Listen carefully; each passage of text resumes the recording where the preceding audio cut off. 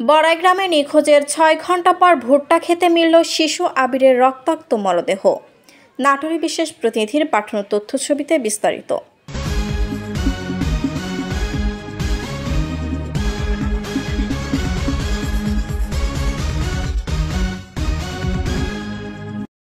নাটোরের বড়াই গ্রামে নিখোঁজের ৬ ঘণ্টা পর ভুট্টা ক্ষেত থেকে মিনহাজ হোসেন আবির নামে এক শিশুর রক্তাক্ত মরদেহ উদ্ধার করেছে পুলিশ।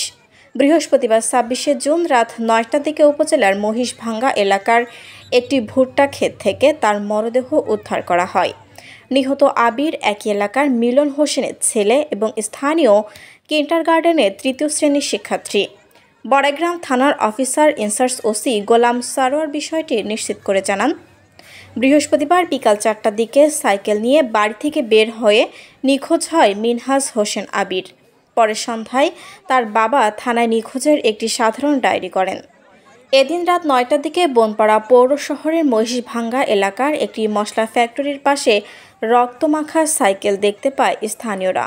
পরে পরিবারের লোকজন ও স্থানীয়রা আশেপাশে খোঁজাখুঁজির এক পর্যায়ে ভুট্টা খেতে আবিরের রক্তমাখা মরদেহ দেখতে পেয়ে পুলিশে খবর দেয়। খবর পেয়ে পুলিশ ঘটনাস্থলে গিয়ে মরদেহ উদ্ধার করে।